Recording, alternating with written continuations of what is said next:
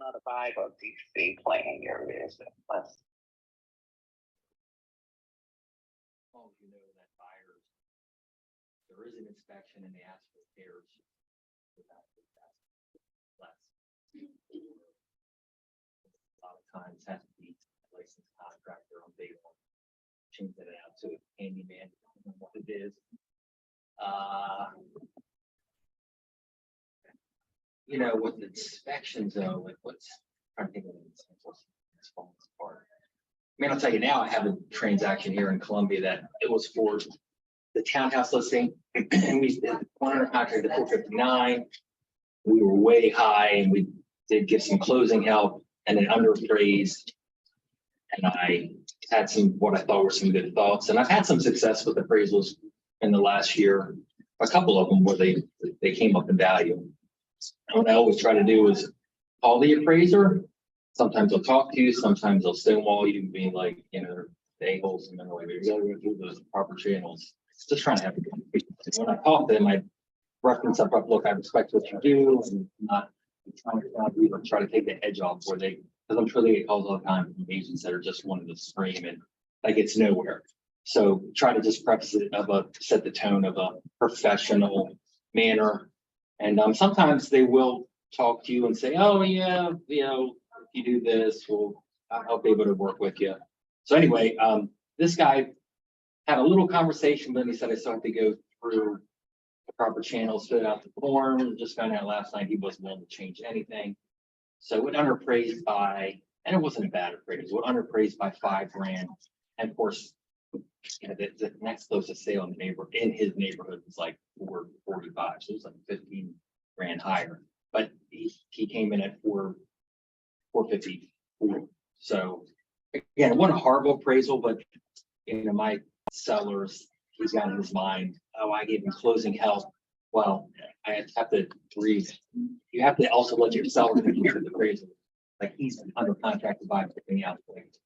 There's value in giving some money and not playing total hardball, but giving some money and getting this done so you can get your family into this house that you love, right? So you got to refocus on, it's a couple $1,000. What's that mean in the end of the day? Nothing really.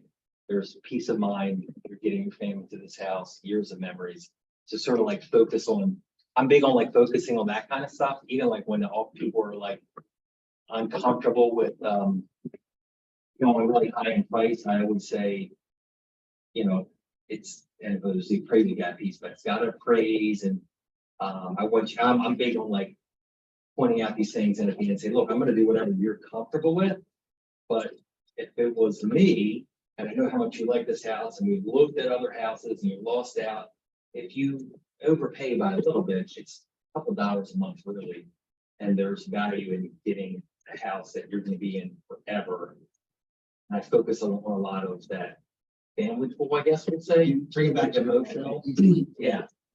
So, but like instant, so this go back to this appraisal. So, you know, I'm talking to the guy today and just bringing him into line of, we have to give a little bit, and then I'll call the other agent and say, look, I'll play the good cop, bad cop. My guy's an asshole, the seller, he's not going to get anything. Doing this. You understand the market, your buyer's gonna have to come up a little bit for this, because I'm sure you as the agent don't want to go out there and be looking at all these houses and writing offers and wasting your time, right? Yeah. And sometimes agents, when you say stuff like that, they'll be like, put their toes on the table, and you realize that maybe is an agent on the other side that's all about the deal. They don't care about their client, they're all about just closing the deal. When you know it's an agent like that, you can sort of navigate and negotiate a little differently, because they're like more like your advocate than the buyer's advocate, even though it's not supposed to be that way. So yeah, I'll go back with the other agent and say, hey, look, my seller, you know, it hasn't been to this point. He doesn't want to give anything. I'm going to talk him to give him something. And then that's will be like our basis line, and we'll see where we go. At the end of the day, it'll get done. But that's sort of how I play appraisal. It depends. Each situation is a little different depending on the situation, but do you ever, when you're doing the inspection part, like you go call the agent and ask, you ever ask, Would they prefer to fix things or would they prefer to get credit? You ever ask that question? Very rarely. Yeah, well, it depends, listen, so like in Carroll County, the market's a little different. It's not, everything's not as is. Yeah. There's not as much appraisal gaps. I really rarely see the credit piece come into play in all the different markets I played.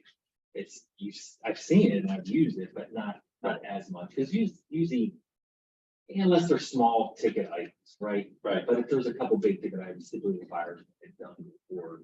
So I've noticed on older sellers, a lot of times they don't want to fix them. Now, And so like the agent will be like, we'll just get them to do a credit. We don't want to touch anything. We just want to get out of here. We can move on and, more just keeping the deal together on that. That's what I was. what's also going into it too, I have conversations with the buyer's agent will say about proper expectations and like understanding where their mindset is on, have they trained the buyer, hey, this isn't a brand new home, right? Make sure that the expectations are right over there with the buyer and even the agent's mind, and has that agent had conversations with their client, setting those expectations going to the inspection. So. Yeah, I got nothing. I'll give you another example. Damn it. Daryl went to the outside and told me. That's all. So like what you said, like saving a deal. So I mean, usually what happens is I'll go through like cycles where it's like clean transactions, and then you'll hit like a period like every year or 2 or 3, or like now I've got like 3 transactions that all had big dip blow up, and it's just like sucking your time. You just gotta work through it. So like I have a listing that it's 10 acres of horse property. It's built in the 80s, so it's very compartmentalized, the layout. And he's got a tenant that he's evicting in the basement, so it was always just tough to get showings.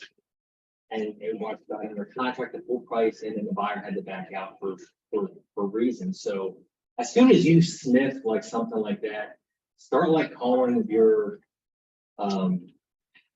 backup agents that were interested, whether it be like 2 months ago, because people keep losing out, and people's buyers, like we saw here in the panel, they become more hungry after they lose out. So someone who like was like maybe like they might be at this point, I'm ready to just get into a house because I'm in short-term rental period and I hate it, So that's what I did, was I didn't even like go back on the market. I had another agent that was interested, and we negotiated out an offer, a contract, and I'm working through the release because we want to get money from the other original offer. So I don't know. anyway, so Louis Alberti, that's the name. Now, the agent you asked me that I work with. Louis Alberti. No, so like setting those expectations up front, like the worst thing you can do is have a quiet transaction from the start to the end. I mean, in theory, that's really what we want, and that sounds great until something goes bad. And then you have to scramble. So I know Rob and I work very similarly. We like to get to know, I like to get to know every person in the transaction. So like, I'm gonna know the lender's gonna know my number when I call. It's like, I'll have the conversation to say, hey, up front, and it is what it is, but I say, hey, please put my number in your phone and save it. So when I call, you can say, hey, Daryl, how are you? Because I'm going to say, hey, Paula, how are you? So like, I'm jovial about it, but I want it to be like, it's Daryl with exit. Recording in progress. So when something does go wrong, it's not like, hey, it's Daryl. Yeah, I'm the listing agent on the one deal that you have with this person. Because a lot of lenders, it's like, what's the person's name? I'll give them an address. No clue. What's the person's name? So I'm making the point, you really want to get to know the lender. I know underwriters, like I know when we had that conversation about how when the underwriter came in for a PRMI and you were like, man, you never get to know the underwriter. I know like 3 underwriters on deals I have because I want to know who they are. So if something goes wrong, it's not a blind call to someone. It's, hey, okay, this is a listing agent who is on top of what's going on. let's really take a look at this file and give some attention to it. Something I learned with Jim and I working together on those Fannie Mae properties for the longest time was getting in touch with the right people, whether it was the asset manager or whoever we really had to go to that can make a decision. That's the person I want my first call to go to, not an agent on the other side who might be a new agent and might not really know what to do. You're like, hey, my buyer's financing is falling apart and we're terminating. So it's like, okay, what's going on? Like paint the picture and let's see what we can do to solve this. So my call will be to the lender. Hey, what's going on? If that lender seems incompetent, you know, several times Keith has stepped in to help me save a deal. It's almost a muscle flex sometimes. I'm sure we've all seen it, where it's like a buyer's agent will say, yeah, I've got my lender. I've got my preferred lender. You know, well, I'm like, look, at the end of the day, it's your preferred lender, but maybe another lender can get it done. Because at the end of the day, look, we're all doing this to help people buy and gain home ownership or sell and then move on to their next house. The commissions are great, obviously, but sometimes egos have to be pushed aside. And maybe this lender can step in and help you guys out. Maybe he can, maybe he can't, but let's take a second look at it. So giving up on a deal from how hard I work and how hard we all work on these deals, it doesn't even like factor into my brain. So when someone calls me panicked, I'm just like, okay, that's where you need to take a step back.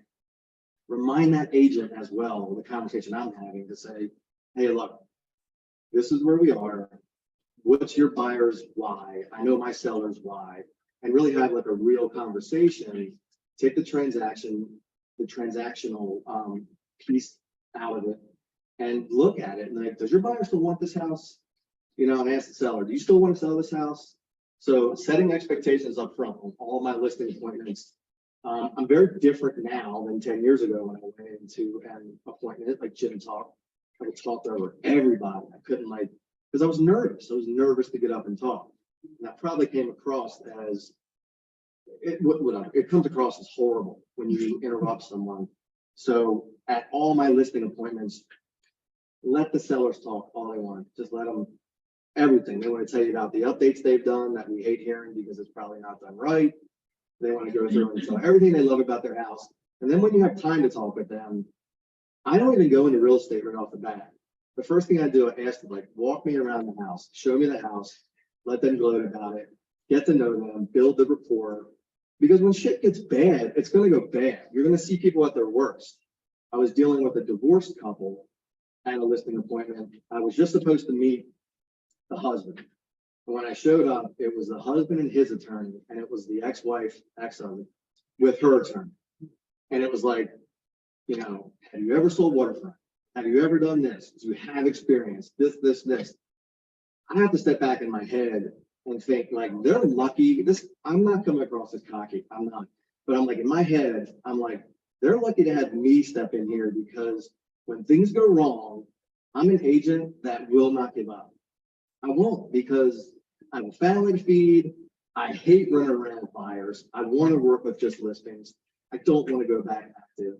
So internally, you know, it's like you have to express that to a seller by setting their expectations up front that, look, things could possibly go wrong, but we're not going to give up if they do. And when they do go wrong, we're not going to collapse and fold. We're going to readjust, we're going to strategize, and we're going to move forward if we can. And that's things like surrounding yourself with a great lender, surrounding yourself with a title company that will actually dig for you, even if they're not doing the transaction for you. You know, I'll call you guys and like, look, I know you're not title on this, but I need help figuring out ways to save the deal. That divorcing couple fell apart twice. And I've never had two deals fall apart twice.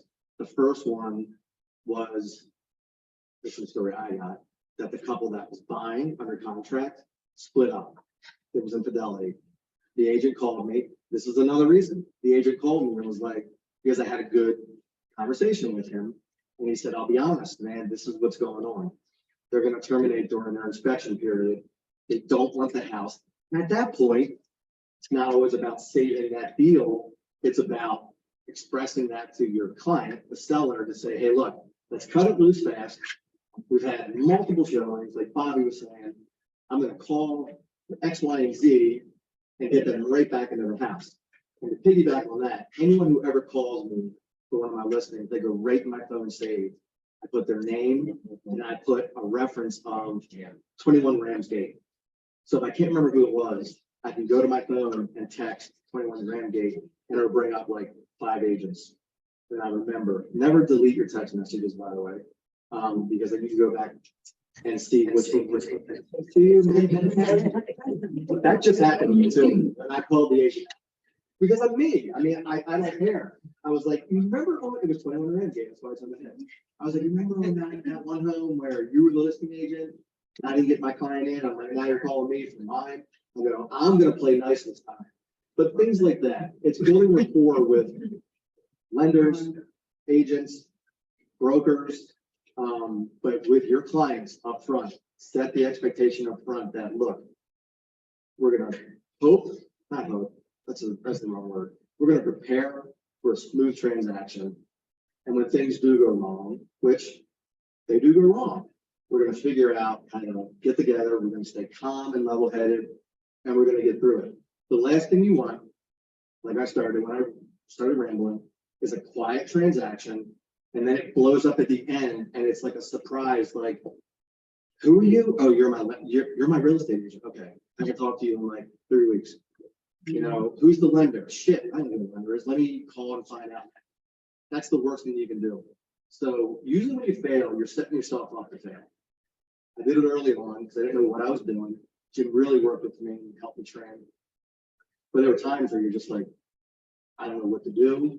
So you have to like learn as you go through, but you know, don't reinvent the wheel. That's a big saying that we talk about. Talk to other agents that list a lot of homes. Talk to them. It was great. Talk to Bob. Don't talk to me. No, seriously, it's setting those expectations up front and knowing what the goal is, because sometimes, if I can talk real quick about inspections, I went through this and it was like, you know what? I'm not doing anything different. I'm not doing anything. I'm already giving them 1% seller help. I'm already. So I'm like, okay, so that's fine. So let me go back to them and tell them that over $1,000, you're going to terminate the contract, and you know, just running numbers in the next sheet that I did for you. And I don't do it condescendingly like myself, but I'm like, so in the next sheet, you're gonna like, instead of making $385,000, you're gonna walk to $384,000. And I know that $1,000 is huge. It's like, I'm being facetious right now, but you have to remind people the big picture. On the buyer side too, have that relationship with the agent, because I'm going to expect the same demonstration that I'm doing. I want that agent to be the same way with their client. So not to be like church, but man, we have to bring other agents up to our expectations. And a lot of other agents don't. They're just not trained, you know, and either they don't have the transaction knowledge, or like someone said, it's just transaction, give me the paycheck and go. When it falls apart, they're just like, here's the release. I'm like, no, like, let's hold on to the release for a second. Let's try to figure it out. I remember that one seller you had on Elm Road where the buyer came back, it was as is, so everyone was negotiating up front.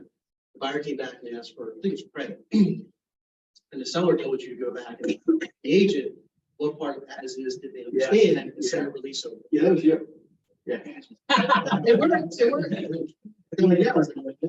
That was funny because we were in a spot, where, you weren't desperate, but I think most sellers are in a spot right now where they should not feel desperation.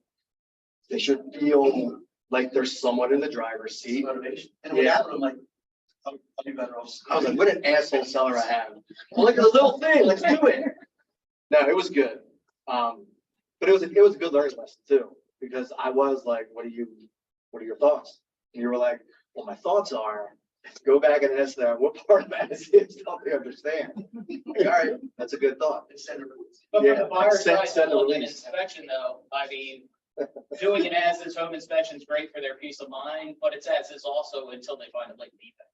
Because then it's, okay, you want to go through this whole process again where now you have to announce it to everybody, or does this change now we work on that problem? So there are advantages for buyers to have that, either that or have a pre-inspection walkthrough if you don't think you're gonna win with it as is, but there are certain times, depending on what is found in that home inspection, that can turn that as is around to keep the deal going, because if the seller relists, they're gonna have to basically. You always want to test that. Yeah. Before you let it go, always go back. That's another thing too, up front with sellers now, when you get an as is, explain to them, hey, look, it's a guise now. It's under the guise that someone's gonna probably try to do an inspection. They're gonna say it's as is, potentially they can come back. But remind them, you know, it has to be structural, mechanical defects. It cannot be, you know, they want this and this and this, and they're not inoperable. So it's really setting expectations up front. It'll make a huge difference working with a seller. So and save Probably especially in the change them. right. But people still, yeah. It's kind of all blended together. Yeah. Cancer. So what part, do you guys bring in your team, like the lender, when you're submitting offers, like what role does that have when you getting your offers accepted? I mean, I make sure they communicate. I mean, my first Yeah, call. your lenders call. Oh, yeah. Second, you know, put an offer, make sure the lender's calling up, follow up with the listing agent. Of course, you're calling the listing agent. And I'd like to do group emails at first, introduce everybody. So there's a point of contact and list for everybody in there. So. As heavy listing agents, is it important to you to hear from the buyers? Lender? If you don't hear from them, Yeah, I do like to hear from them because I want to ask them. I like to ask because I've been getting this a lot where someone's FHA and they don't disclose anywhere that there's a grant. It's not only the lender approval, pre-approval. So I like to ask that. I always like to ask, are they self-employed? And then if so, if you collected their tax returns and really looked at them. Because if I got two offers that are exactly the same and one's self-employed and one's not, there's less risk with someone who's just straight W-2 in my opinion. Yeah, if a lender calls me, takes the initiative to call me, like almost simultaneously, like I get an offer in my email and then bam, the phone rings, that shows me that that lender is on top of it. I don't know if they're good or not, but they're good at communicating. And I'm convinced communicating is like 90% of what we do, guys. Yep. Right? Everything's gonna fall apart. Everything will. And it's like, not everyone needs to know that. It's like a duck, right? Swimming along, but under the water, you're just paddling like crazy. Like there are things that go wrong constantly throughout a transaction.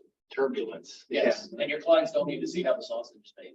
Yeah. That's what makes you a good agent. Is they feel it was a smooth transaction the whole way, even though you've been fighting purples the whole time to try to get them what they need. Yeah, I think a big thing is always like in this writing a summary of offer when you're doing it in your emails and putting the lender's name information and all that stuff. And then I'll call Keith literally right after. I'm like, hey, offer sent. If you want to reach out, feel free. Or I'll tell the agent, you know, hey, here's all the info. Call whoever you need to. Especially if there's contingencies and there's another agent involved, I'll give them that agent's info as well too. Everything, just as much information as I can get to the call. Now, Bob, you mentioned for turbulence.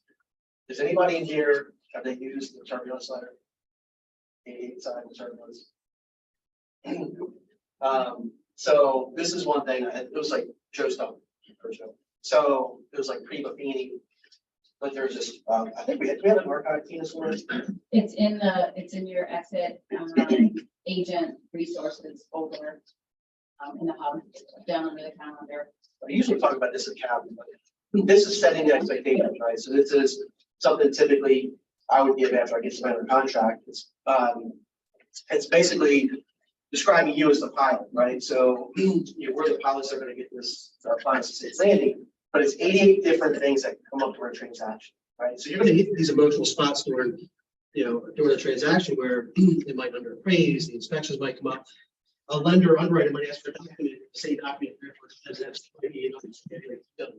done, I'm not doing this, I'm done. So most of these things come up with this turbulence letter where you can, refer back and say, hey, do you remember the conversation we had about different things that can go wrong for a transaction? We talked about this, and I gave you that piece of paper. Well, if you remember item number 17, it talks about, the lender might ask for your updated pay stub 3 times before the transaction's over. Like these are things that just kind of happen. So I'm your pilot, I'm gonna get you a safe landing. We're gonna hit some turbulence. It just always happens, but that's what I'm here for. So if you can set those expectations up front and refer back that letter and then refer back to why, it can help you. We're dealing with so many emotions during this and it pulls us in emotionally. The first 10 years doing sales, like there's so many nights of sleep that I lost. I'll talk, to a lot of you about transactions where we've lost sleep because we're so emotionally tied into these things. There's transactions where there's, the day of settlement, everybody's moving trucks ready to go. And one person just decides they're not going to settle that. Like we've had that happen. And it will mess you up because there's so much pressure on you. But guess what? What can we do about that?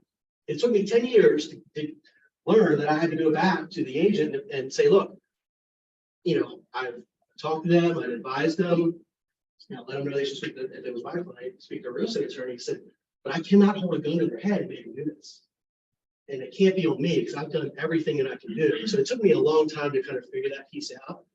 And what a lot of agents do, and you'll see this going through your years of transactions, is how many agents have worked with somebody who stuck their head in the sand and when stuff like this happens, they just disappear.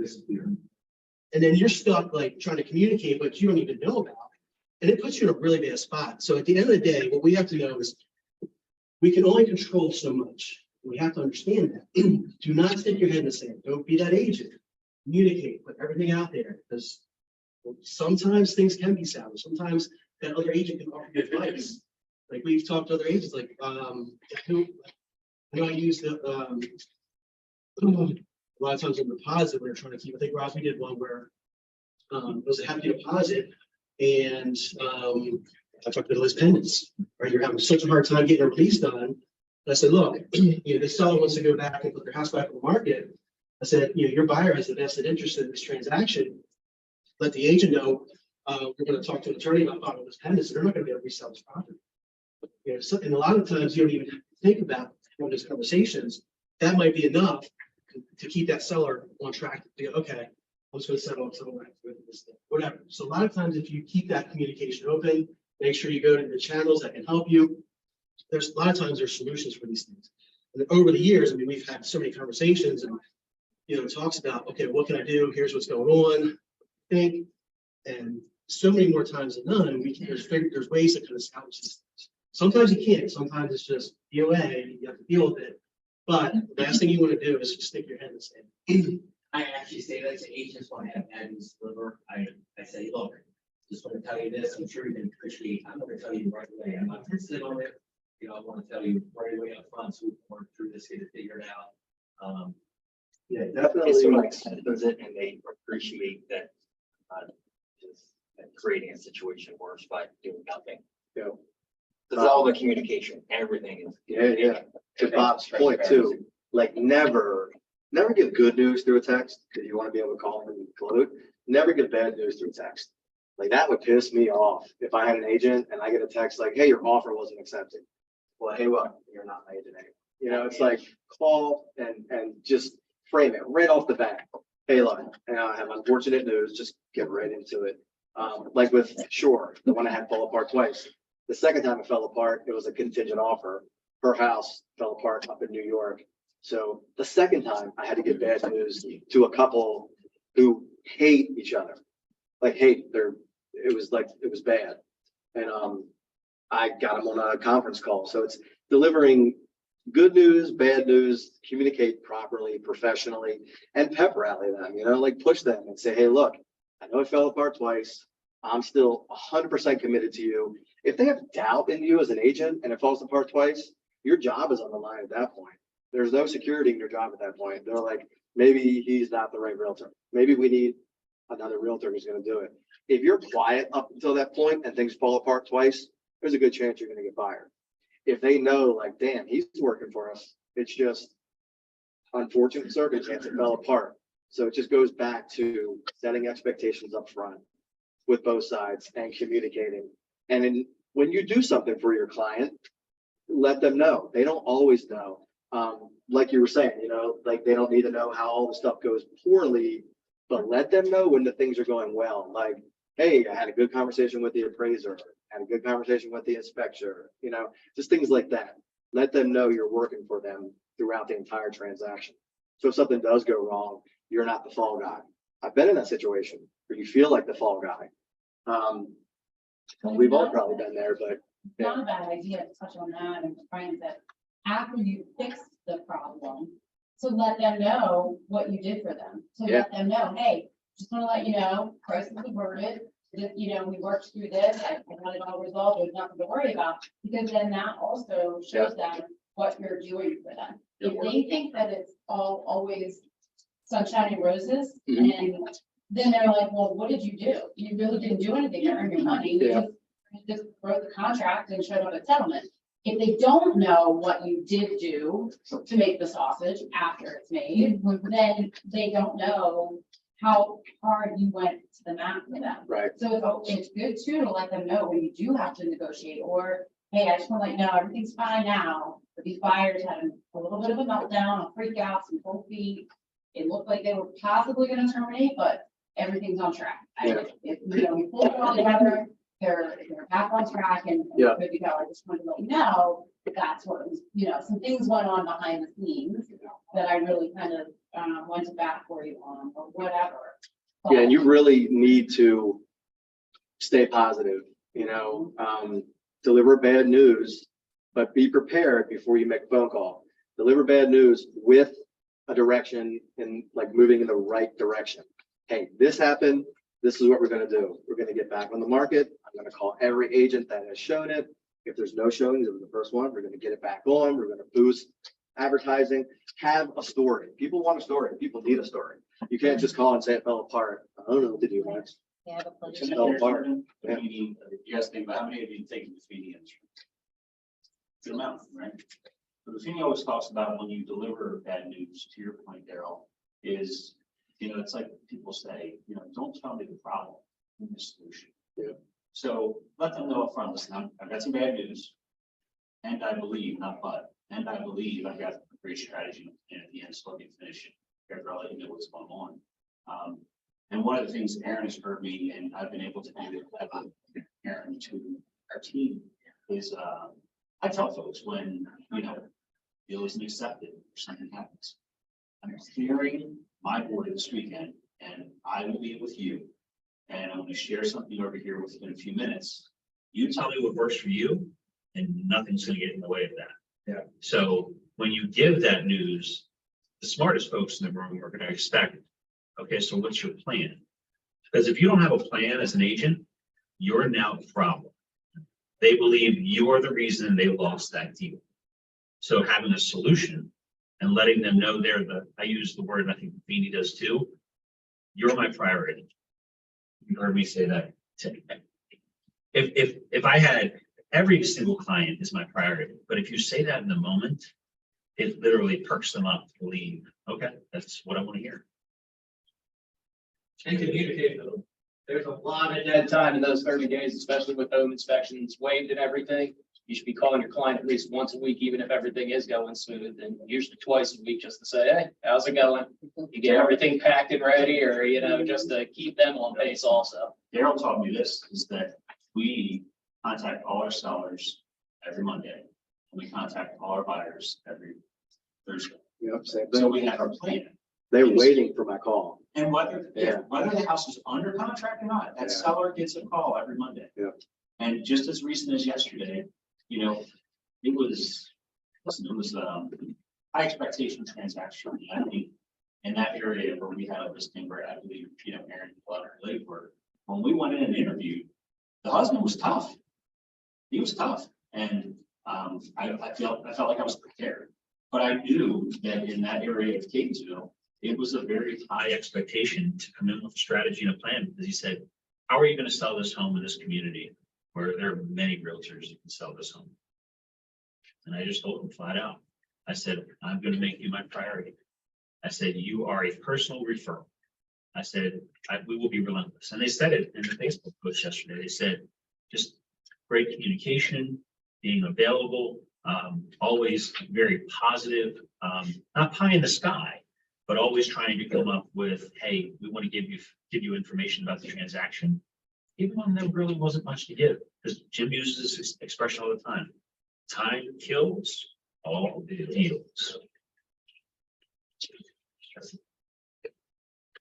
So can we get into like the nitty gritty of how to save deals sometimes? I mean, I never want to cut commission, and maybe I'm gonna get like on this, because I haven't really Someone done it. parked up in the back of the room. I haven't really done it, but look, guys. I never use it as a practice, and I'll be upfront with my clients, you know, if that comes up. Because look, sellers see that chunk that they're paying, and they're like, shit, that's a $35,000 I'm paying to sell my house. You know, what's cutting $3,000 to an agent that at the end of the day, it's not your house, the other side's buying, I'm selling, you're just kind of helping them sell it, you know? So I have cut commission before, and I'm not ashamed of it, but at the end of the day, it's like, okay, it's falling apart. A seller's adamant he's not paying another dime to fix the garage roof. That's like $500. And it's like, you know what? Fine. I'm going to contribute $500 to help this get to the finish table. And then I'm going to own that seller for the rest of their life, because I'm going to hound them for referrals. I'm going to hound them. I mean, look, I'm joking with that, but I'm already going to be that way with them. But there are times, you know, you guys can all chime in to let me know how you feel. You know, I'll lower an admin fee, because at the end of the day, it's a business decision. I own my business. It's a business decision I don't feel like driving another 500 hours for a buyer or a seller back and forth to their property. So look, it's a calculated business decision, but sometimes to help sweeten the deal and make someone feel like they've won, because some people need to feel like they've won. I have cut commission from time to time. I'll never. Well, that's what I. No, wait, hang on.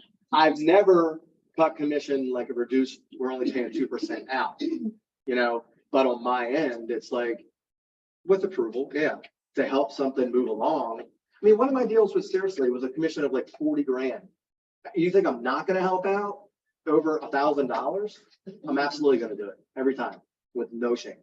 Well, I've done that, and the way I always approach it is, like you said, you negotiate out to the nth degree. Yeah, and You yeah, feel you're at that's where it's like, it's done. You're at the It's done. threshold where it's like, sale, no sale is time, energy. Yeah. My value, time is valuable. But what I always do is I call the other agent and say, look, here's where we're at. You're not getting anywhere, I'm not getting anywhere. I want to get this done. You can say no, but what I'm proposing is this $2,000, we each take $1,000 to get the deal done. Now I'm going to differ with you, Bob.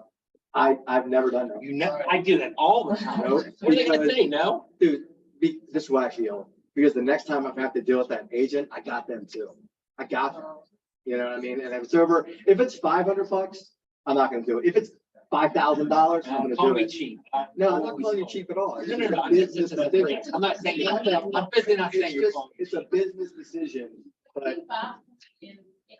What is it hurt to ask? The Yeah. worst thing to do is say no, and then you're prepared to eat it anyway, or maybe. And I've had like the time or two where they're like, oh, I'm paying a referral fee on this, and I'm like, all right. Yeah. But typically always speak, here's a great example. So the one that fell through and I resold it and it's back in our contract now.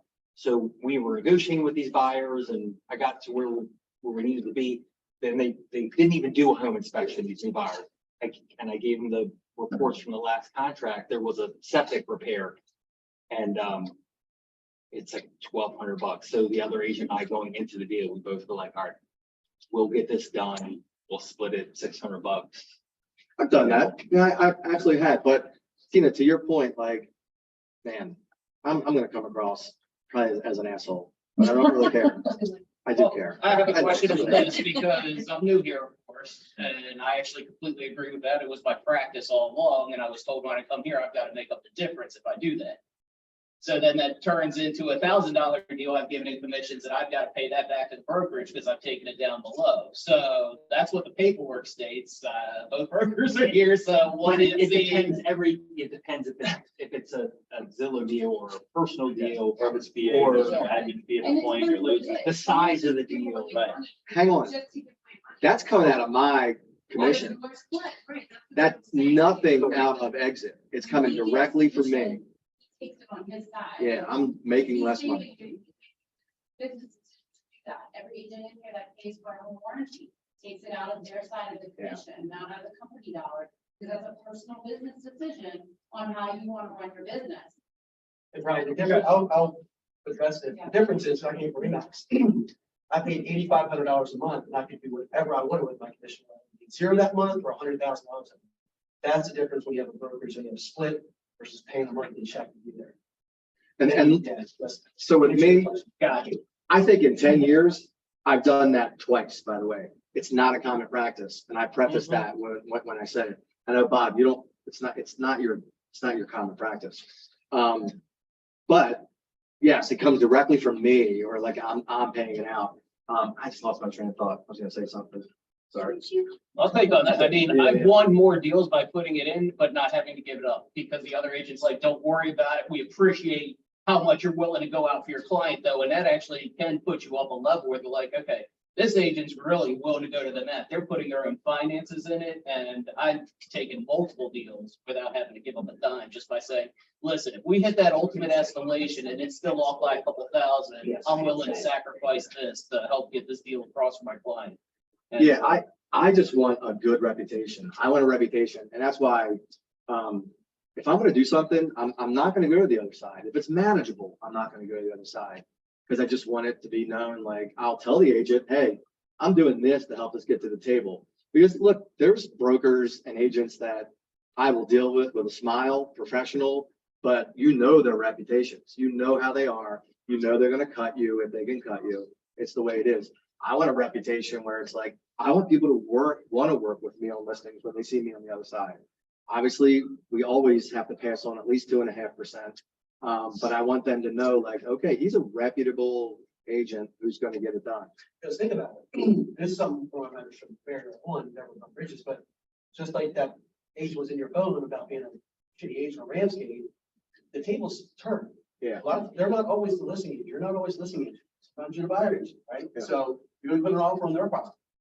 And you want that reputation as an agent who communicates, gets it done. Brandon, I hit you up on this one. So 4 contracts next month, Zillow, magazine. How many offers did you put in to get those 4 offers accepted? In total, all 4 clients. I think a total, I want to say maybe about 5 or 6. We wrote one extra for CJ and Allie. And Frank. Oh yeah, we did one for Franco. So about 6, I'd say. Each? No, no, That would be amazing. So. Yeah, And so he's getting clients who are willing to pay them. yeah, well, so both of these did have some extra money to use as capital. They had some big capital, but the one deal that I wrote for CJ and Allie, I knew it probably wasn't gonna get accepted. It was their first contract that we just started. I did the whole, all right, this is gonna be a learning curve for them. Let's start off with just 120K over, doing the appraisal gap thing. And then the next one, they were like, oh my God, we found the dream home. We love it. Like, and they really swung for the fence. So they have the news. Yeah. So how do you deliver that news? Like, and I was hoping you had more, like you said, you would to give some learning moments here. No, I got lucky.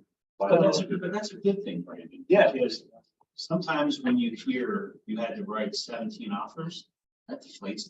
No, it does. And And to hear that you. buyer's fatigue to the fullest. I've had people go into hibernation mode Yeah. for 3 or 4 months because, we've written 5 offers and they're just like tired. And I get it. I'm tired too. So It's a better routine step that the training that we offer on how we are putting offers together. Yeah. From Achievement Academy to the point of where you're at now. Yeah. Congratulations to you. set the expectations up front. So that's something, yeah, it's a good segue. So with that, when we go to 2 questions. Okay. Since you're gonna get his offers accepted, for the other 3 clients in the first offer, we'll talk about number 1, how did you set those expectations up front with those buyers? And then for the buyers that you have had put multiple offers in, which I know a lot of this room, there's a lot of offers that go in because of the market. So the second question is, on the ones that you put multiple offers in, how do you deliver that news? And do you deliver that news when they don't have offers accepted, these 1, 2, 3, or 4 offers in a productive way as far as, hey, the good news is this is what feedback, I received from the listing agent, this is Yes. probably what we have to do next. So I will always try to pick the listing sites for them. If whatever information I can get out of them, I will try to pump it out. Sometimes I can get like, hey, you were in the top 5 or you were number 2. They don't, especially if you're close in that top 5 though, and the deal does fall apart and they're the ones coming back to you, then they lose a little bit of leverage. So they don't always want to give you all the information. Someone will answer me back. And then from there, I kind of just, then I call the client and I explain it as best I can. I basically come at them and I'm like, hey, this is how it went down. We'll get the next one. Don't worry and all that. I keep it very short and simple and try to move on from it. I use it as a learning curve, but then I just try to move on because it hurts, especially if it's one of their dream homes too. You go, okay, that sucks, but hey, we got these 5 others to look at. Let's go. So you spin it. Yeah, and That's what we learned. Try to be as positive as possible, and all that, hey, you sent me 3 other houses that we had and so on and so on.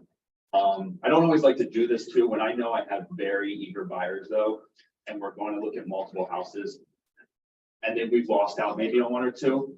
I'm like, if you want to write contracts on both, let's do it. Because ethically, I don't always like to do it, but if they're gonna keep losing and they need to move, if they're contingent or whatever, then I'll do it. I'll do it that way. That'll be when they both get accepted. Yeah.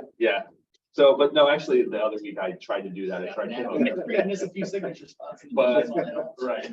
No, but we ended up not having to do it, but, sometimes it's just whatever it takes. And if, when the clients hear those things, I'm here for you, I'm dedicated for you. That's important. That's what keeps it going through that fatigue moment and stuff like that. So for setting expectations for those offers that you get in the second, your first or second offer, do you work as a team with your lender for you and your lender to actually set expectations to buyers and Yes. here's what to expect, here's the escrow deposit, here's. Yep. And here's payments on either way. I conference call with Keith and the client all the time. I'll call Keith on a Saturday and I'm like, hey, we're pretty sure we're gonna write this. Can we just kind of crunch numbers real quick and then maybe go over with them? And, it keeps their expectations. They know what they're doing. They know how hard we need to go. And it helps. I mean, Is this the last one I called you? 12:30 in the morning? we did have a 1 a.m. I'm call. assuming you're 2 o'clock. They told me it's in the morning on Sunday morning. I think it was a butt dial, but I don't know what was doing. Jim called me. Hey, what's your twin? Yeah, I had a missed call from you like 2 days ago, 2 a.m. He told me too. A lot of heavy breathing.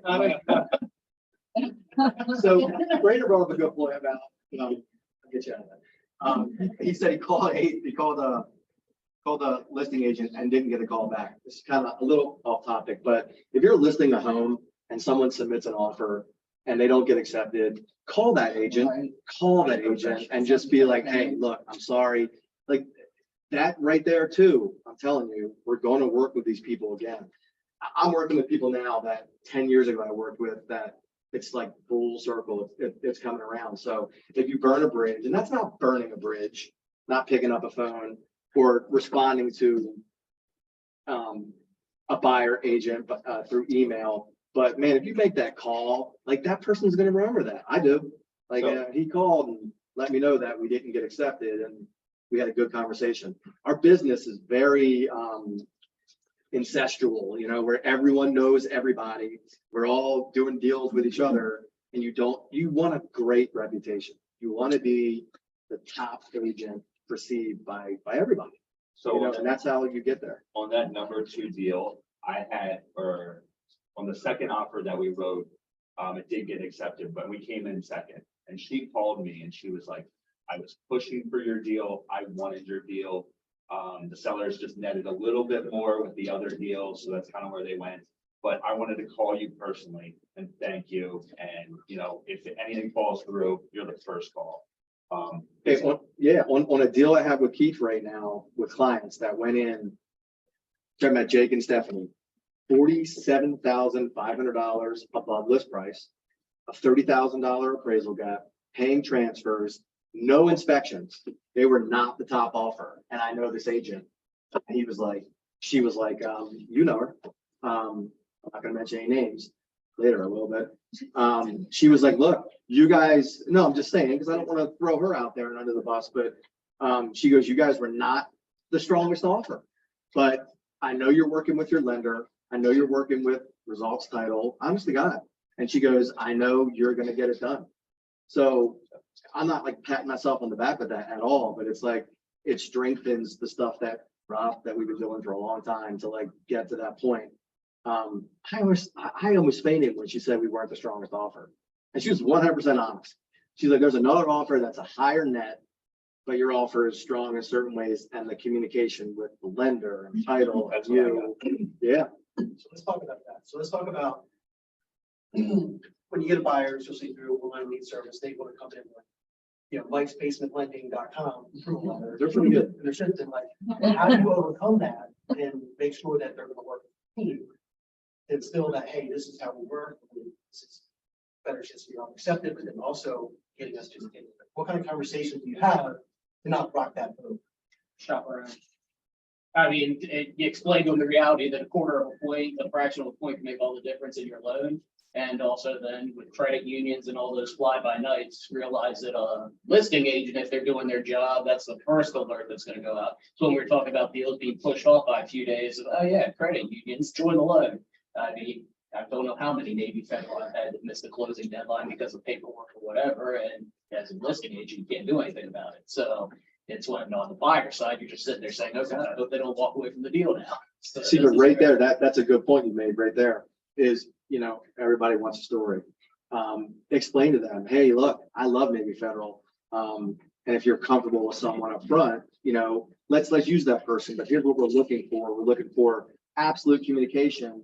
But it's been my experience with Navy Federal. I've had a few that haven't closed. Yep. You know, I'm not throwing their company under the bus or anything, but I'm gonna share stories with them up front, you know, to say like, and this buyer didn't get the house, you know, it fell apart at the time of settlement. And, you know, I have someone that I absolutely trust and I've worked with, yada, yada, yada. So let's You use know. that as an example. So that listing we're talking about earlier, when basically said, what part has this to understand? They came in with a Navy Federal credit union. It was Navy Federal, I yeah. said, I will not accept it. And they were insistent. I said, okay, I'm gonna accept it. However, Yeah. your $3,500 deposit, $3,500, if it goes one day as settlement, it's non-refundable. And I draft an addendum, there is no further release needed. This is automatically coming. My client was hardball. But that was, if I had another offer, I would have taken it because it had Yeah. a Navy Federal credit union letter. And that month alone, I think we had 3 that hit settlement time and 2 got released from it. But it didn't settle. Yeah, you lose your MD most likely. So it's, Yeah. as a buyer agent having a client who has Navy Federal, it's the heartache throughout that time. Like we get to the end and you lose that. It's like, okay. I say, and it depends with your relationship with your buyer, but like if someone comes with me with a Navy Federal or a Bank of America, I'm like, look, if you don't want your offer accepted, if you want this to be the worst process ever, go with a credit union or a big bank because you're not gonna be able to speak with them after 5. You're gonna lose out on offers. And an experienced agent, if your offer is the same compared to another one, but you've got XYZ lender, I'm not gonna take your offer. Think about that, what Bob just said, Brian said, look at the reputation that Navy Federal and Bank of America has. They're monster, multi-billion-dollar companies.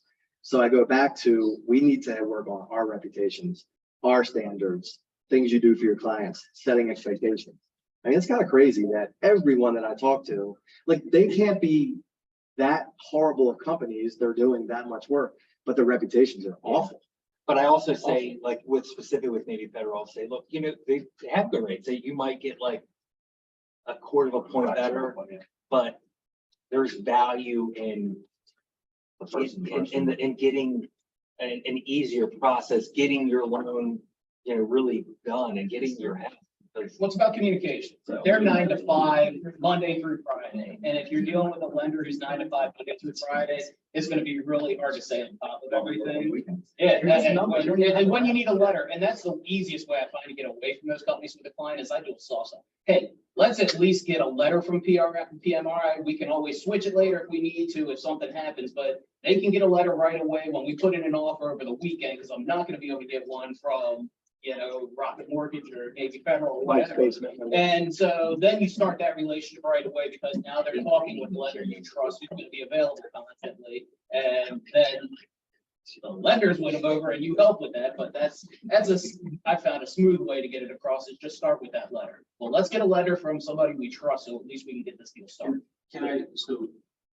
All fantastic. So how many of you guys want your first or second regeneration deal?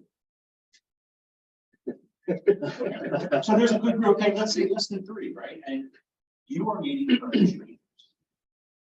Right? I'm working with Bank of America. And if we use the initials PRMI to them, the table's kind of turned.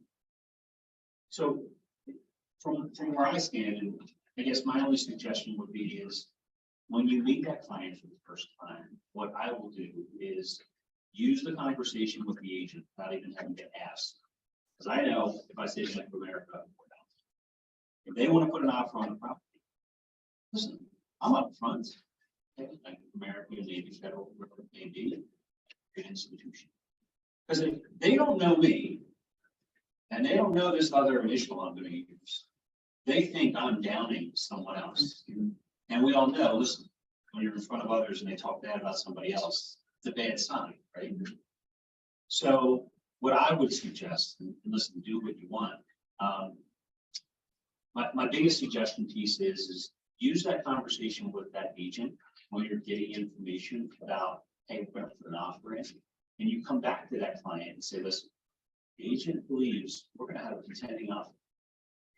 But they did ask, and it's one of the most important things in this industry. Bob used to talk about this, is that relationships with lenders, right? I've got a top-notch guy, a Keith Cooper, I want you to talk to. Okay, I want to share, to whose point said, I will share an offer with 2 pre-approvals. And I'll say, look, I'm just going to give you a heads up. We can win the offer.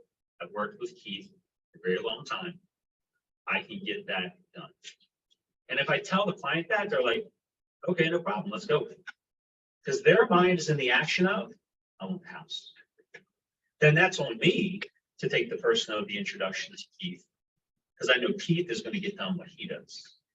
I just caution in lead generation. It's kind of like this. Brittany, what is your favorite social media platform? Instagram. Why not Facebook? See where it all of a sudden becomes like, just in a moment where you know nothing about someone, for the lady who met on Friday. And she says, I'm using Bank of America. I've banked with them for over 30 years. They did my last loan. We just closed and they were the same holder the entire time. I have no one to her to try to change her mind at that moment. But I will use that conversation with that agent to come back and say, talk to your local person. That, oh, by the way, it's 7 o'clock at night. And the only way to get somebody on the line is to talk to my guy. Just another option to kind of throw at it so that it doesn't become about, why are you introducing to me this lender? Are you making something of it? Are you going to make some extra money? Because immediately that's what a lot of people think on their side. So my job is to try to just help get you through the transaction. I had a veteran United recently, and I got them to switch to Keith. And I asked a simple question. She was kind of punching some numbers here and there, and then I said, and what would the transfer taxes be? She couldn't do it. She didn't know how to do it. The lender didn't know how to do The it? lender, she goes, I don't do that part, somebody else does or something. And I was like, that was a huge red flag. So I called my client and I was basically like, hey, I have some concerns. I asked them to run some numbers and they couldn't come up with them.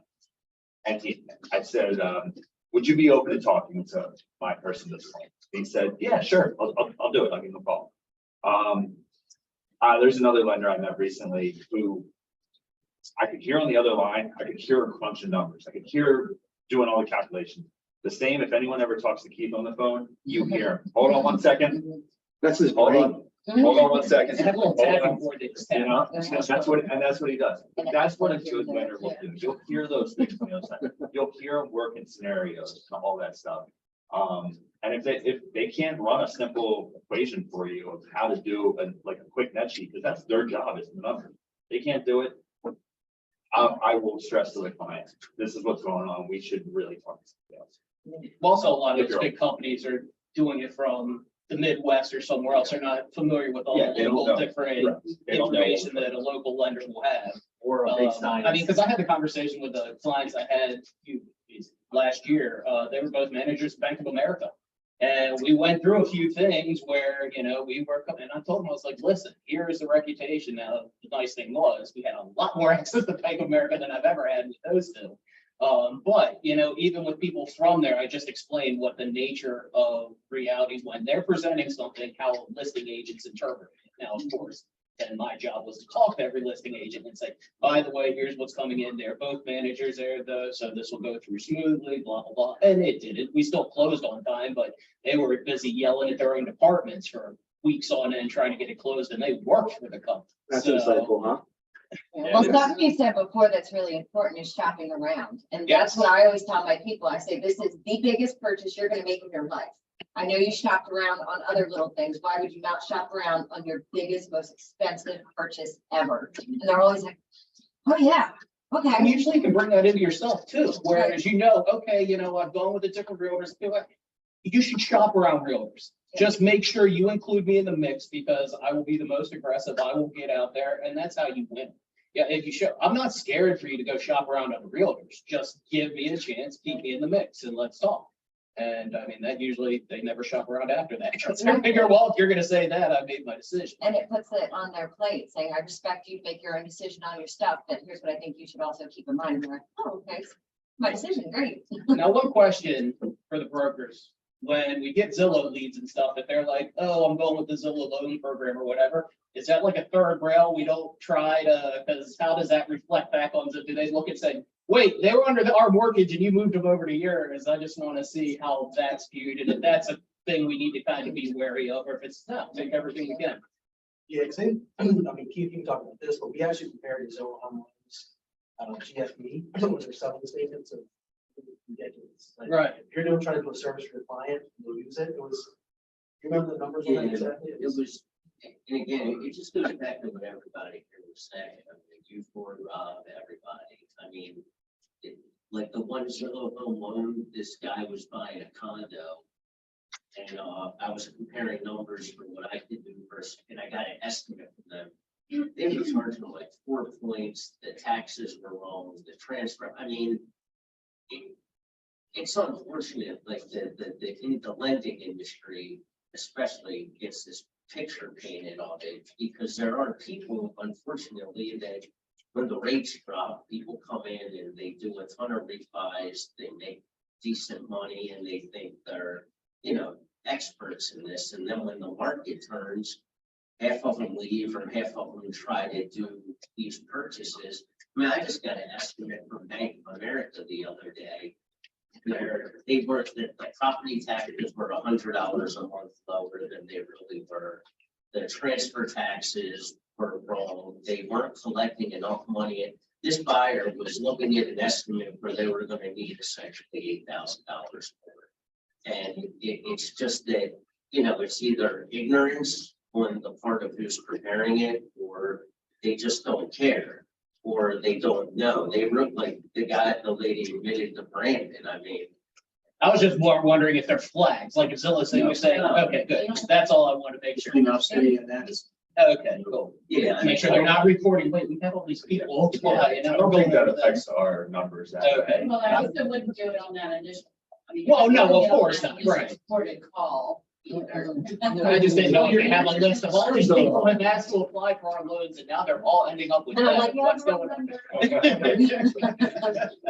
Stages. Some of it's reassigned. Give consumer confidence. Yeah, no, that, And that's always been the way, at least I've always explained it, is that if you ever were questioned about it, you just give an option. you decided to go a different direction because this company gave you a better number that would win you the opportunity. Cool. That's out of it. So make sure I'm not moving things. Keep in mind too, so on the other side of that, and if somebody brought up results title, and we did an exercise, because I heard some agents giving feedback that results title fees are high. So we actually did an exercise and I pulled, about seven of the other local title companies that agents have used or are using on a regular basis. And it was and then I'm happy to share the analysis that I did, but I pulled all the title fees for the buyer side and the seller side. And results title for both combined buyer and seller side is lower than the next lowest title company that agents have used by over $150. And it goes from a difference of $150 all the way up to almost $1,000 difference. Just left hair just fell out. You guys are gonna raise pricing now. But I mean,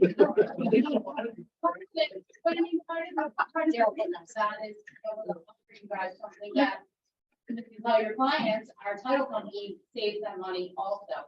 Some of the title companies, so where our buyer side fee, and what agents don't realize, the agents that are giving this feedback, they're not understanding how to add title fees. A lot of title companies out there, you'll look at the title fees and they're split up over like 7 lines, and it'll say abstract fee to here, title fee prep to here, whatever it is. When you have to add all of those up, because all of those total the title fees. So where ours are $1,220 total, and we lump sum it for that very reason. Some of these other, one title company that's used often is $1,445. Another one is $1,610 on the buyer side. And then those same 2 title companies, when you look at the seller side, the first one is $1,445 on the buyer side, is $455 on the seller side. The other one, $750 on the seller side. You guys need to be advocating not just for your buyers, but for your sellers too. So when you're choosing to work with a title company, and I don't care who you work with, what your relationships are, but just remember that when you're advocating for your clients in all these other ways to save them money or cut their costs or their fees, please pay attention to that too, because that adds up to their closing costs. So Yeah, if who's the saying, title company you're recommending out, you could be costing them, because I had this conversation with another agent that's working with primarily military buyers, and the title company that they're using is $500 more than results title. $500. So now you have a military buyer that's going with a VA loan because it's no money down except for their, 0 down payment, but you're costing them $500 more out of their pocket because the title company that you're choosing, because you like the settlement process or the settlement closer. So you could see the light bulb go off and the aha in this agent's head that, oh, wow, I didn't put that together. So not only should you be advocating for your buyers, you guys need to be paying attention to these. One title company, $730 to a seller. That's insanity. By the way, in our contract, it's None. pays 0 title. You're not paying anything. They'll try to push them. Maybe a wire fee or a FedEx fee, a deed, a deed release or a lien release fee, but they shouldn't be paying these. These are junk title fees that should not be being charged to your seller. I referred a buyer to you guys recently that I didn't work with. It was someone that came to me and needed help. Yeah. So obviously I referred you guys and he did some homework, and you guys are definitely priced. You guys are priced well. I don't think you're priced low. And That's by the way, wrong term. He gets marketing money for that. He didn't work the transaction. He referred a client to results and he gets marketing money. for Cool. that. I'll just So- take the cash. No, but this person, he went out and did some research, because he wanted to see what was going on. He was like, their rates are really good. So I haven't heard anyone say otherwise. So pay attention. Yeah, yeah. Just pay attention to that, because that's part of what we do to have with clients, whichever side of the transaction we're on. You have somebody? We have access to that security picture points in any way, but I don't know if you want. Yeah, it's just a Google, I can share with you, it's just a Google spreadsheet that I created. I'm happy to, I was thinking about creating it as a flyer, maybe I'll have, Christine Anderson, I help you, just creating a nice flyer that is a cost comparison of some of the other, and some of you may. Yeah, you could do like a side by some of you side. may- Yeah, side by side, because and it's straight off their Altas, the Altas that you guys have handed in to me. I went through Dotloop and I did a cost comparison, and I mean, it was shocking to me, some of the fees and the junk fees that are added into these. Closing disclosures. The one thing I say too, I mean, besides it keeping in-house and staying in-house, I also tell the buyers or whatever client, if it's all in the same team, it makes the transaction very smooth. And that's what we don't want that turbulence. So I'm always like, if our title is here and the lender's here and we're doing this wholesale from our side, we don't have to go to this person, it makes it so much That's smoother. probably the worst way to go. So like the underwriter, the loan doc team, you know, the title team, like all that back end has to work together so seamlessly. And if you have, they're butting heads, you don't have delays and settlements, you know, things like that. And title always. So, yeah, You know, so I'm not saying in-house, like whatever other place, title always. I was just gonna say, I mean, the only time a buyer should ever use the buyer, I mean, 'cause nobody really knows what a title company does as far as the consumer. Like, the buyer should never use another title company unless, you know, they have a family or something like that, or the seller is, you know, and that happens sometimes. But when I get those estimates from other title companies, I mean, I mean, you're not supposed to be charging the seller anything. You've called title companies. Yeah, and I called them before. I said, look, you know, we were kind of put in a situation where we have to, use you. I was like, you know, this is what my title company charges, and I just don't know why you're charging $800 more. Yeah, because some people, it'll non-qualify them, right? And then you're hitting the seller for another. So it comes down to almost free that, you know, they're hitting the buyer for 1,400 plus title, which is erroneous anyway. And then they're charging the seller another $400. I mean, it's very high. Yeah, especially when you guys are giving up, if you're being asked to give up commission money or chip in a credit, or you're paying for I have done a that. warranty for them, things like that. So you're paying, you know, you're taking money and then they have junk fees built in there that are bumping their closing costs. You have agents come to me and say, buyer is short on his closing cost money. They're short by $2,000, $1,500, and I want to chip in. Well, did you dig into the Alta? Did you dig into those title fees? The title company's charging, that they're charging almost $1,000 more in title fees than our title company. I think pushing back on that title company to cut their fees too, before you cut your fees. And I know some of you have seen these addendas that some agents are using that protect their sellers. So if the buyer's title company charges more than $250 or $300 in title fees to the seller, that the buyer's gonna pay for it, or that they'll use your title company or whatever it might be. But there's ways to protect your sellers as well. Van, talk to us about the, what you did strategy wise to save the deal that you had. So that was fun. Yeah, I had a buyer's agent that missed the inspections window and then lied about it. So when he did contact me and they wanted a credit, you know, my seller just wanted to get the deal done. So she's like, look, I'll pay them this much. So we sent that over and they got greedy and wanted more. I basically told the buyer's agent, look, you want to hold this together, you messed up, you're gonna have to take it out of your commission. And lo and behold, he had to take it out of What his threat did you commission. use to call him out? Oh, yeah, so I said, well, how about this? Why don't we have a three-way call with your buyer and I'll explain to her about the contingency and the window that they missed the deadline of, so that we can discuss the fact that my seller doesn't have to give you a single penny and that you would have to buy the house the way it is. And he couldn't get her on the phone. She was in a meeting apparently. Because the agent missed the timeline, not by. I had the same thing happen to me recently. I said, call out the agent in a three-way call, so you can explain this, and that'll really put out on the table if it was the agent that missed it or not, and Oh, it was him. He lied about it. He had said that he was like, you didn't get it. I sent it over. I was in rural Delaware. Maybe it didn't go through. And then the very next day it was suddenly, oh, well, my buyers didn't want me to send it over because they were arguing about it. And I was like, oh. So you didn't get the pin till later? Yeah, I didn't get the pin until almost 24 hours. It was 23 hours after the deadline. And my seller knew, I was like, you have every right to say you're not fixing a thing and they have to buy it like this. She's like, I get it, but you know, we've come this far. I just want to get this over with, get it sold. I was like, you got it. You're a good person. So when they got greedy and wanted more of the money, that's when we laid it out. She said I could give them all of the money, but I was like, no, we're gonna argue this. And You know- didn't fall in the swing. That was- You know what's sad? Like, yeah, totally. Identical situation. This is an agent who was bragging that she's been in real estate for 23 years. She had 7 days for the property inspections. And then she sent it to me on day 8 by like way past. It was almost 2 days. And I was like, hey, you know, you missed your timeline. She's like, no, we didn't. I did inspections in 7 days. And I'm like, you did the inspections? So anyway, you know how that conversation went. So, yeah, that was interesting too. I'm like, you flat out missed it.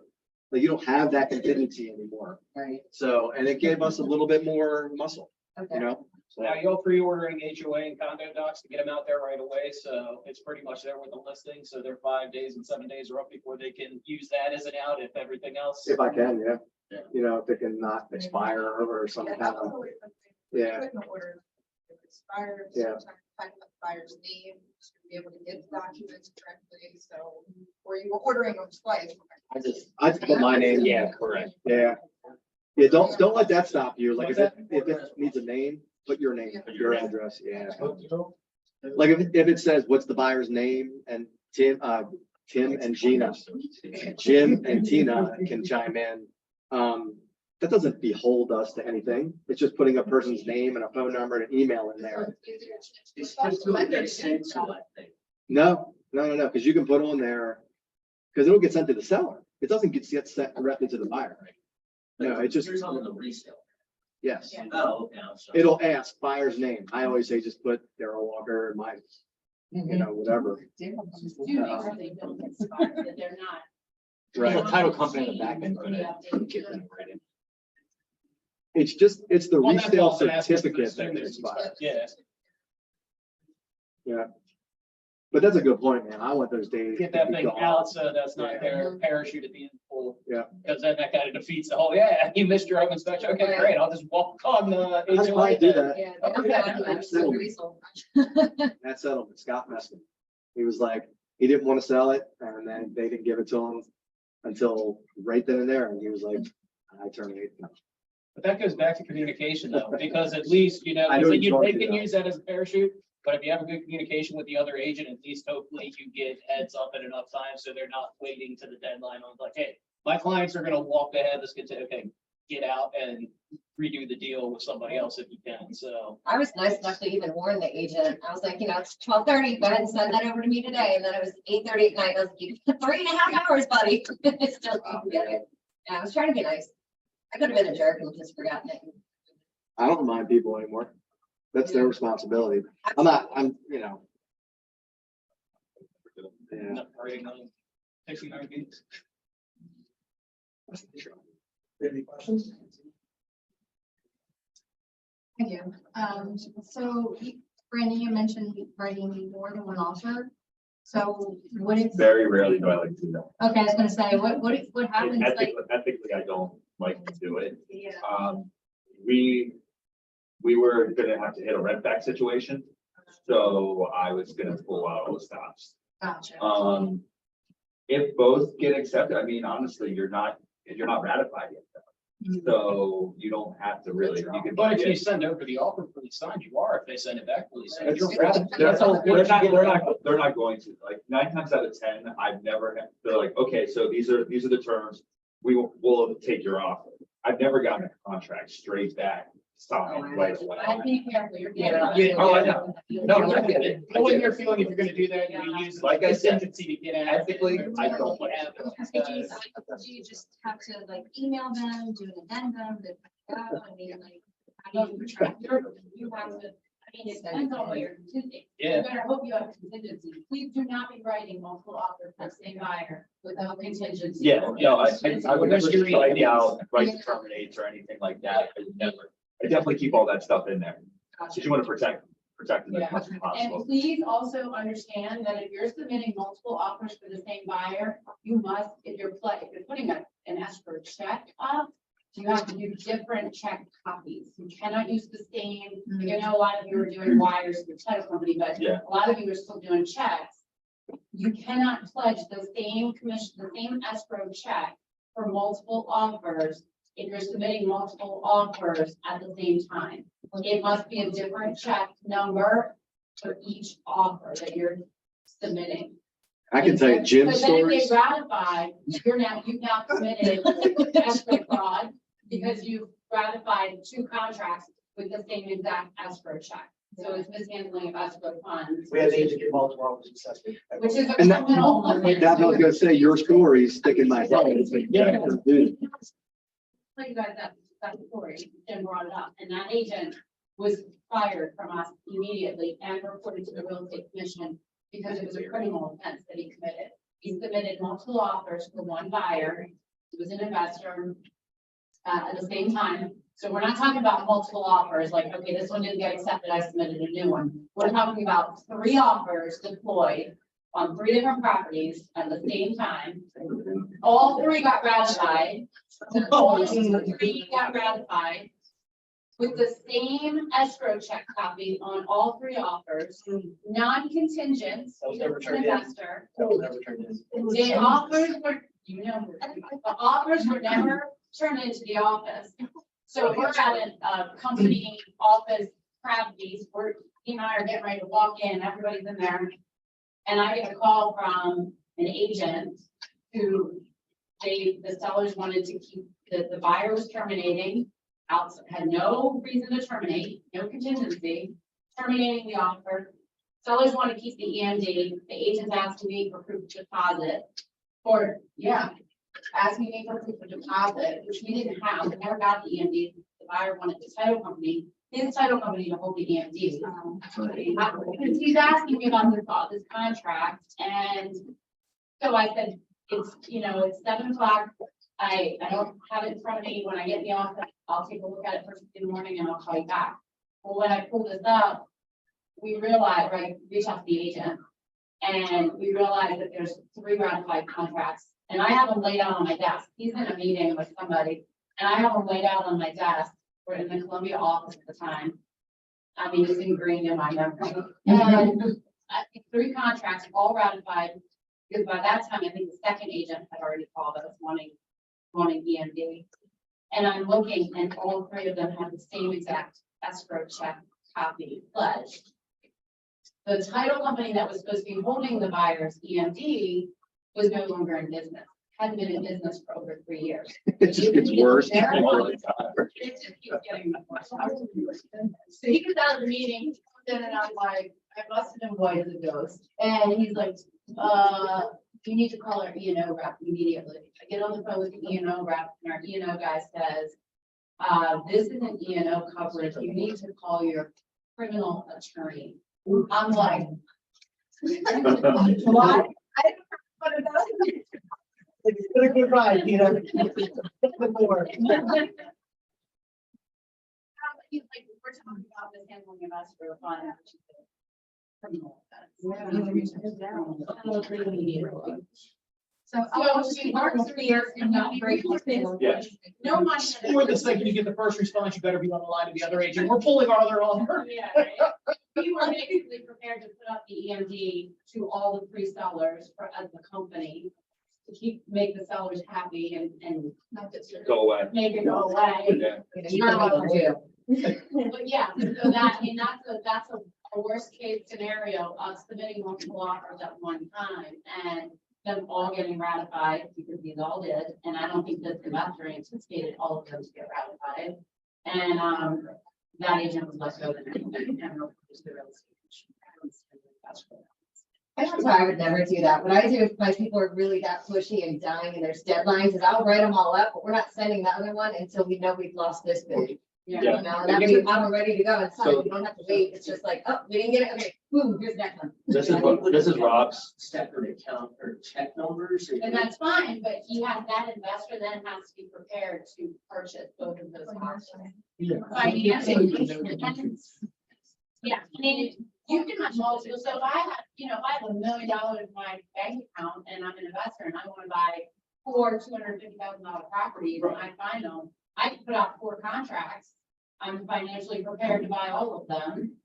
And I intend, right, you have to be, that's the other thing is you also can't provide the same, I'd be careful providing the same lender approval letter or proof of funds for multiple offers, because if they do get ratified, they're only, that pre-approval letter is for them to buy 1 house for that dollar amount. So you just have to be very careful. What happens with that lender contingency? Because technically then they could say, well, the lender didn't approve me, so that's a contingency to get out, but isn't kind of the application under false pretenses because the lender didn't Yeah, realize I you're mean, buying that's for what, 2 houses? when So they sign an offer, they're signing an offer and the buyer's responsibility paragraph states that they are financially able, that they disclosed all material facts that are their Right. ability to purchase that property. So they lose their EMD regardless because they violated what they've signed technically.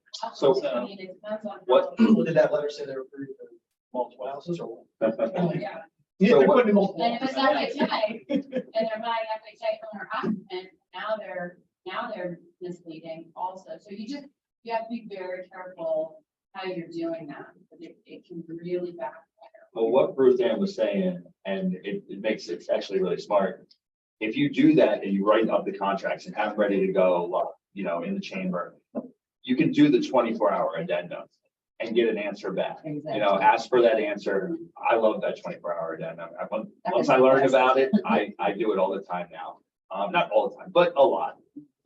Especially if, we're up against the deadline or it's a Friday and Saturday, Sunday, I see multiple showings or open houses,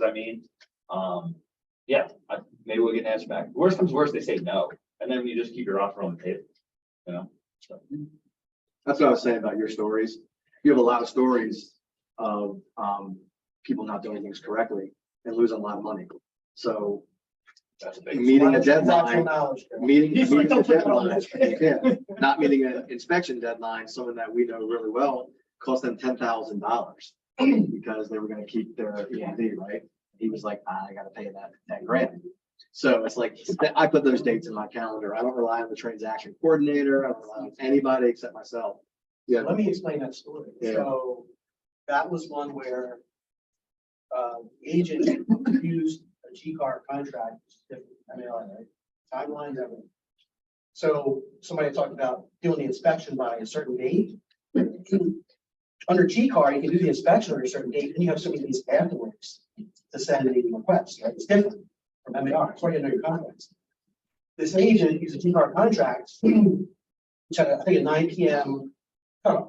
Yeah. For inspection, didn't see where they cancel, asked for repairs, whatever. The client, his buyer, wanted termination of the contract, which she had a right for, but it had to be sent by 9 o'clock that night. This agent sent it at 11 p.m., thinking it was under the MER rules, and the client took it to the mat. Yeah, pay $10,000.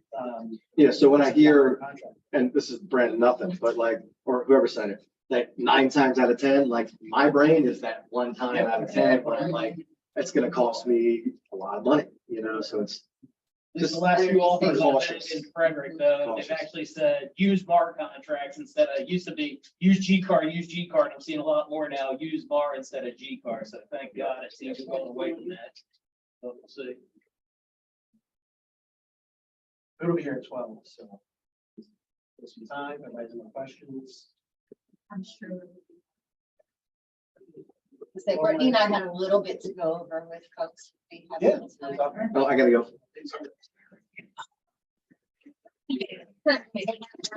Thank you. You go for it, it's mine. Yes. Okay. That's hard. Actually, so. So, like we told you guys, oh, hi, I didn't know this was up. I was like, this one. There's a couple things that the new representative wanted us to watch, and one of the things is staying under that minute and 30 seconds. So it looks like almost everybody has their phone set to mobile push. You want to keep it on mobile push. Don't put it on text message, because then you somehow miss calls or it takes too long for the clock to stop. So we want to make sure we're staying under that minute and 30. Another thing I'm noticing is that snooze button. Please use that snooze button. They actually like it when you use it, and they'll start sending you more after you come off snooze because they know that you're, making an extra effort to answer any calls you can and be aware of the calls and be on top of it. So that's something we just want to make sure everybody knows and is using if possible. One of the other things is everybody's scores. So recently there was like a overnight drop in most people's scores. I don't know if you guys saw it on your own. I know mine went down like 8 points and I was like, what the heck is going on? A lot of scores dropped all at once. What that was, according to the rep, is instead of looking at the entire time you've been on OpCity, they're looking at like the last 6 months only. So if you've been on for over a year now, it's only the last 6 months that count. So when they're looking at, how many clients you've met, how many deals you've closed, all of that is only within the last 6 months. So we really, really want to make sure that you're paying attention to those things. There's 5 things that they're looking for: meeting clients, closing deals, communicating through the app, which is something you can set up to have auto messages go out to the clients. I can easily show you how to do that when we have a little bit more time. The other things, of course, are going to be updating. So updating is supposedly the #1 thing. Everybody gets a message 24 hours before you're supposed to be updating to let you know, and it comes by text message and then it comes by email. And then you get another one right at that 7-day mark. So I know sometimes we miss it, but we really, really got to stay on top of it because that's going to determine your score, and your score determines how many leads they're going to send you. So if you can keep an eye on those things, the easiest way to do it if you're in the app is to click on your score, and it's going to show you different colors. Dark green is the best. It's the color of money. You want to be dark green. That's where all the good stuff is. When you go to lighter green, you're still in the good category, so you're doing okay there. But if you have any of them that are in yellow or orange, that's where you really need to put the most of your effort into getting that score up. The higher your score, the more deals you get sent and the better deals you get sent. Another thing we're seeing is missed calls completely. Missing calls, especially in like a 1-week period, I pull it up and just see who didn't answer any of the calls that were sent that way. That's something that OpCity really wants us to improve on.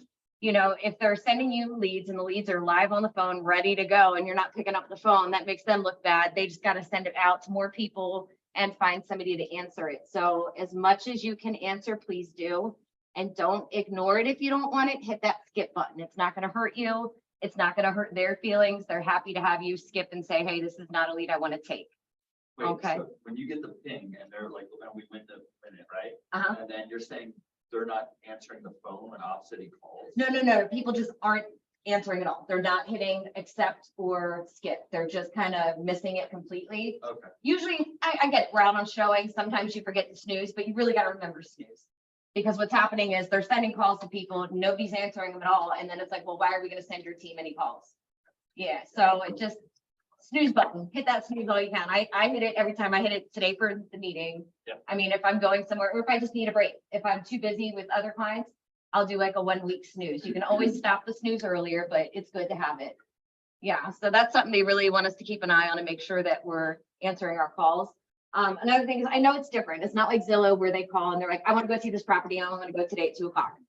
Realtor.com is more, hey, I need an agent. So while some people are like put off by that and they're like, oh, that's more work, they're looking for an agent. That should be a good thing. That should be like, oh, heck yeah, they really want an agent. They're not working with somebody else.